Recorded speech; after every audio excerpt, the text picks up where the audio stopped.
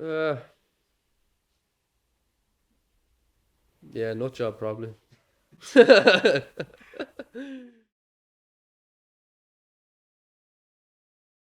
I'm Barry Warren and I'm a Volkswagen enthusiast.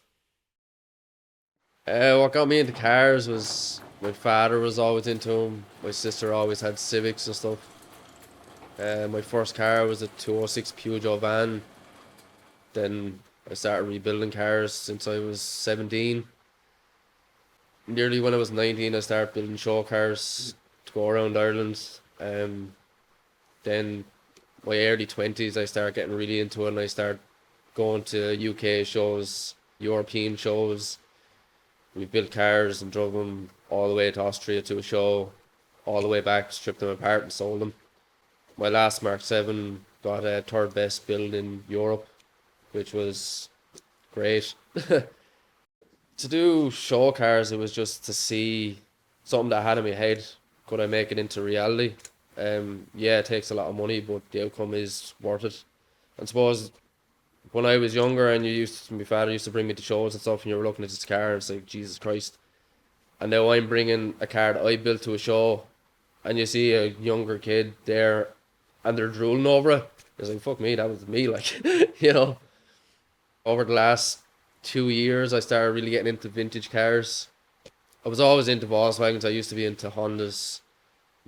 But yeah, over the last year alone, I pulled, I think it was 26 Volkswagens around Ireland out of ditches, barns. Some were sold, some were still out the back. Some got used for parts. But yeah, I kind of travel around Ireland trying to find them. I ask everyone that I can, did I know where there's an old vintage Volkswagen, camper, Beetle, Golfs. I can't seem to pass one without buying it, as they say.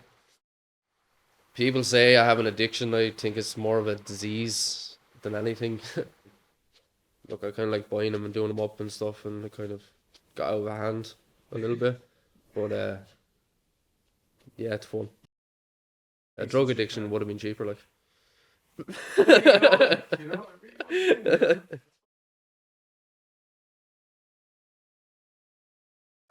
The split camper, it was a Dutch camper. We found it in Roundwood in a field.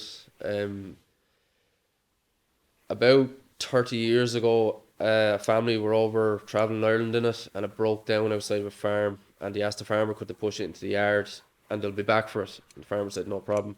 So they pushed it into the farm, and lo and behold, they never came back for it. But the farmer was always afraid to sell it or scrap it in case they did come back. So I just sat at the side of a shed. It got turned into a chicken coop, and then it got thrown out in the field out of the way.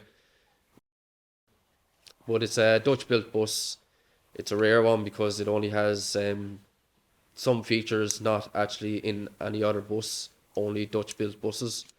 So there's some to do with the windows, a bit of dash, a few lights, stuff like that.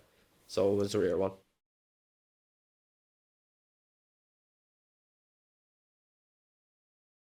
There was a house down Rosslare. We got told about a 1972 Irish built Beetle and a 1975 Irish built bay window camper. I went down, it was behind an abandoned house. I seen them there, asked everyone on the road who owned the house, no one could tell me. Trying to find a contact number, couldn't find it. I went as far as the solicitor, tried to find out who owned the house. Couldn't find out who owned this house. The only thing I could find out is they moved to England. That was it. And about a year later, I got a phone call off a friend of mine saying the guy next door rang him and said there was someone in renovating the house and there was a digger at the back destroying the place. And I was working at the time, but my fiance was actually off work. So I rang her straight away, and the minute I said it to her, she hopped in the car and flew down and was able to make a deal on him. So that evening I went down and was able to get him out there. But they were there for I think 23 years in the same spot. So we end up getting him. I look all over Ireland. I have a few people looking over Ireland. I have three guys in the UK trying to find them. I have five guys in Germany and Belgium, Switzerland trying to find them. 2 days ago, 1946 split beetle was found in Mexico, and it's fully original. It was valued at 160,000, and it's literally just a bare shell. It's been actually sent to a company in Germany to get fully rebuilt back to original.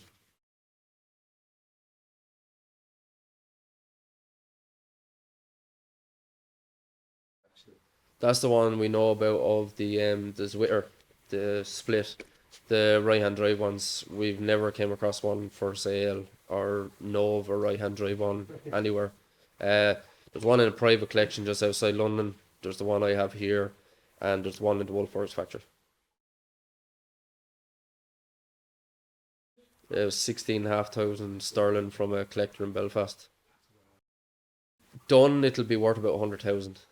Um, but it will take a lot of money. I'll have to put about 30,000 into it to get it to that. People don't think I'm right in the head when they come in here and see all the rusty cars and it's just another car, another rusty car. But then they realised there were a brand new BMW outside. One of my cars probably worth more than it. I like a story behind something. I like a story behind the car when I find it. Because if not, yeah, you buy the showroom and the only story you have behind that, yeah, I bought it in Audi Wexford. Wow. Instead of it took us 5.5 hours to pull this yoke out of a ditch and it snapped in half and we welded it back together. Kind of a better story than buying a car new, isn't it? They all have different personalities. Yeah. Some can be a pain in the ass, some not. Depends which one you go after.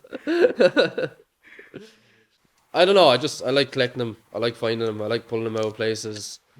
What I do is I try to keep original paint because you can see from a car what it's been through and the scars that's been through a lot. And I like where I can show the history of it, that what it's been through over the years.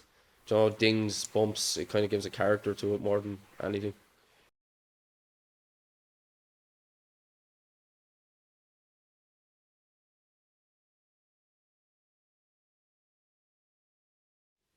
If you try save one that snapped in half, just leave it where it was. Because obviously, if you wanted to be saved, it would have come out in one piece and it wouldn't have broke. So let nature just take it and let it be done with it. I've had enough. I've had enough. Yeah. I've had enough. I don't want to go on anymore. Literally.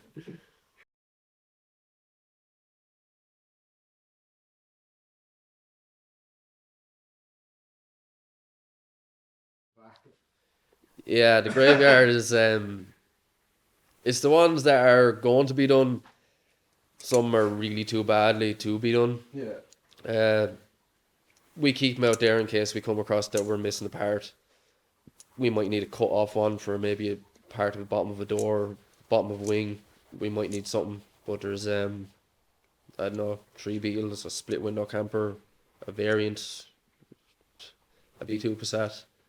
But yeah, we keep them out there just in case we want to rebuild them or we need parts. What do you call the Passat? Ted Bundy. Such a great name. Yeah, when you open the inside of it, it's you step back in time. Not in a good way. Not in a good way.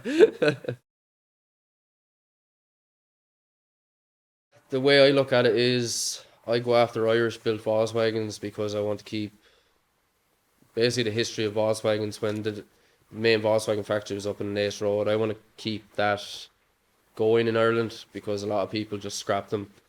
There wasn't many of them built in Ireland, and the Irish built ones, that's what I kind of chase after, is try find them, try save them, and keep the way they were.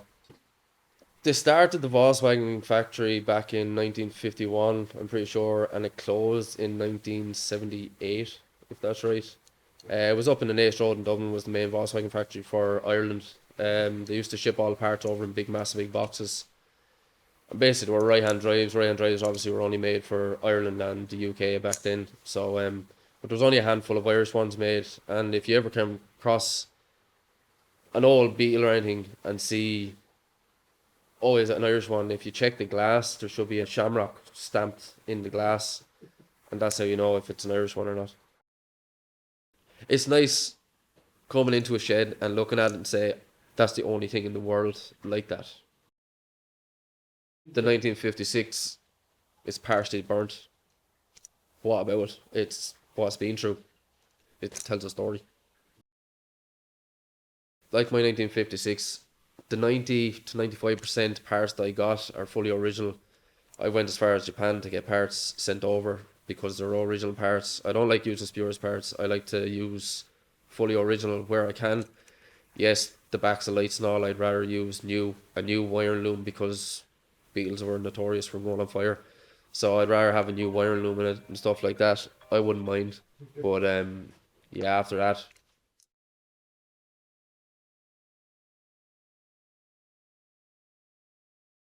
that's the thing. Well, like I drive them all. Like yeah, to sit in a shed, I'd rather have them in a shed than sitting out in the rain. But yeah, you build them to drive them. You know, it's not like saving them for the next person. It's no point because you get no enjoyment of it. The last one I built was the start of last year. I put a lot of hours into it, and a competition page actually messaged me and said, "Would I sell it?" And they offered me stupid money, and I said, "Yeah," because they wanted it as a promotional car, and it went out the gate here on the back of a trailer, and I regret it ever since. And since that day, I said I will never sell another one of them. So I'd have to become really in debt for to sell one, or really under pressure, but I probably wouldn't sell them. People have sentimental values, and I understand that. So it doesn't have to be it doesn't have to be anything particular. If you have an attachment to something, that's it. Like, look, I've came across a lot of them, and people won't sell them. They're sitting in fields, and they're like, "Nope, I'm gonna do it up someday." But there's a 89-year old man on a walking stick, and he thinks he's gonna restore his field, but it's not. But look, I can understand is it's an attachment to him more than anything. There's people that came in here, and I've got offered stupid money for some of my collection, and I've always said no because the ones I have, I'm never going to be able to find again. One of these have to be done to go to the far side of Germany next year, and maybe Belgium. Yeah, not told, drove. So hopefully it makes it.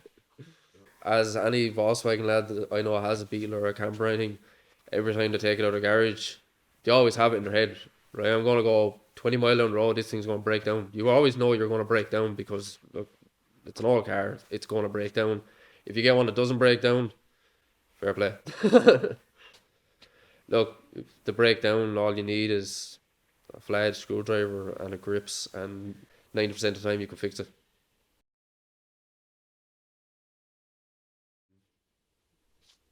Yeah, mostly friends are close to me. My fiance, she helps me buy him. She sorts them out. She's always on the internet looking for him. John Knightley helps me out with a lot of parts from Kerry. He has one of the biggest Volkswagen collections in Ireland, the rarest Volkswagen collection probably nearly in Europe. I'm trying to build the rarest Volkswagen collection in Ireland. That's my plan. Yeah, money's grand and all. You need money to do them, but look, if it takes me 10, 15 years to do them all up, so be it. I'll probably have another 20 more to do after that.